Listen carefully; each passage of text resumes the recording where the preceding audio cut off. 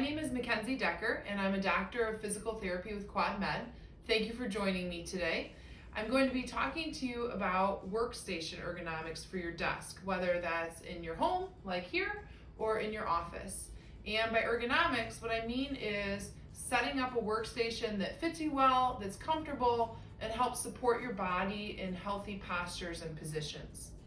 Before I get started though, I want to bust one myth for you, and that is there is no perfect workstation or posture that will protect you from injury without movement, okay? And what I mean by that is even if I had the most perfect workstation and I was in the most perfect posture for 8 hours a day, I would be tired, achy, and sore by the end of that. As us PTs like to say, motion is lotion, and our bodies need to move to be healthy. So it's the combination of good ergonomics and posture and frequent breaks from your desk, even 30 seconds, to stretch and move around a little bit, that will help prevent aches and pains, will help keep you comfortable, and will actually help your mind stay sharp and your attention stay better so you can be more efficient with your work. With that said, let's get started. So I've got 3 tips for you today on how to set up an ergonomic home workstation. Number 1 is look for 90-degree angles, okay? And throughout your body. So let's start from the bottom up. We'll be systematic about it. So first of all, a 90-degree angle at your ankle means that your feet are flat on the floor. This is bad news if you're a leg crosser like I am. And if you cross your legs for a little bit at a time, it's probably okay, but most of the time you want to have both feet flat on the floor. The next 90-degree angle you want to look for is at your knee and at your hip, okay? If the most common thing I see here with people is that they're too flexed at their hip and their knee, probably means you're in a chair that's too short for you. So you need to get taller, and that can be getting a higher chair. If you have an adjustable chair, you can adjust the height of it, or it can be as simple as finding a pillow and sitting on top of that to make yourself a little bit taller. The next 90-degree angle we're looking for is at your elbow, okay? So your elbow should be at about 90 degrees, which means you're not straightening your elbow out to reach for a mouse. You're not straightening your elbows to reach out for your computer or your keyboard. When your arms are out away from your body, it puts a lot more stress on your neck and your shoulders. It can also put you at increased risk for things like elbow tendonitis. So you want to keep everything nice and close. I tell people to pretend like they've got T-Rex arms, so everything needs to be close in this home base here. The other nice thing about a 90-degree angle at your elbow is that it keeps your wrist in a neutral position. If your elbows are bent up, you might find yourself typing with your wrist bent. If your elbows are too low, now your wrist is bent backwards. You may even be resting your wrist on a hard surface like a table. Bent wrists or hard surfaces put a lot of compression at your wrist, which increases your risk of things like carpal tunnel syndrome. So we want to try and maintain a neutral wrist. Finally, that 90-degree elbow also means that you're not holding a phone up. If you're someone that's on the phone frequently throughout the day, think about getting a headset, using a speaker phone, or some alternative to either the elbow bend or the ear to shoulder shrug that we sometimes see, okay? We want to stay nice and neutral. Okay, so that was rule number 1, looking for the 90-degree angles. Rule number 2, maintain the S-curve in your spine. What is the S-curve? Let me show you. To help me, I'm going to use my nice spinal model here. So if this spine was sitting like I am in this chair, what you'll see here is we have a nice inward curve at the neck, an outward curve in the mid-back, and another inward curve in the lower back or the lumbar spine.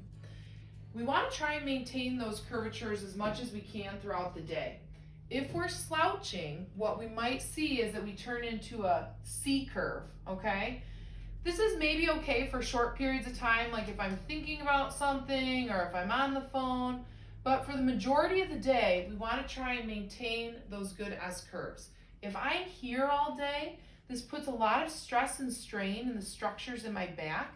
It also significantly increases the pressure on my disc, which can put me at very high risk for something like a serious injury like a disc herniation. So try and keep the S-curve. There's a very cheap and easy hack that you can use to try and help you with this. using something that you already have around your house, and that is a bath towel. So if you take a bath towel and roll it up, okay, and then in your chair you want to scoot your butt all the way back to the edge of the chair, and then you're going to take that towel and put it right in your lumbar region, and then you'll see that I can just sit up and rest against that towel, which is supporting the inward curve in my lumbar spine. And when that happens, I can sit up and the rest of my spine is stacked upright, so I'm able to maintain those good curves in my mid-back and my neck as well, okay? So consider a towel roll as a lumbar support. And that was rule number 2, maintaining the S-curve. The last rule, rule number 3, is managing your monitor. And there are a few parts to this. The first is how far your monitor is away from you, okay? If your monitor is far away, maybe because you've got papers or something in front of you, you may find yourself straining forward, okay? You get this kind of turtleneck head or this forward head positioning. When my 8-pound head is even a couple of inches forward like that, the weight of my head is about 40 times greater than when we're talking about the work that the neck has to do.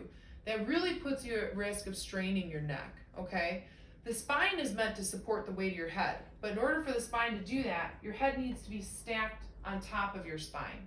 A good way to remember this is to try and keep your ear over your shoulder. So if your monitor is too far away, you need to bring it closer so that you're not straining to see it, okay? The other thing is the monitor position. You want it to be centered in front of you. You don't want it off to the side where you have to rotate your head. If you've got dual monitors, try to keep them close together and centered in front of you so that you can look forward and just shift your gaze as opposed to rotating your head to see the different screens. The last thing is your monitor height. This is probably a little bit too low for me. So if I have to look down to see my computer, now I've lost that nice curvature in my neck. This puts a lot of strain on my neck. I'm probably going to have neck pain and even a headache by the end of the day, if not sooner. So our monitor height should be either at or maybe slightly below our gaze level. If your monitor is too low, you could consider using something simple like a book to prop it up. And so even if I just put this single book here, now my monitor is high enough that I can just keep my neck neutral and shift my gaze to see my computer screen. And that is how you manage your monitor. So with 3 steps, managing your monitor, keeping your S-curve, and looking for your 90-degree angles, you can set up even the most basic of home workstations in a very good ergonomic way.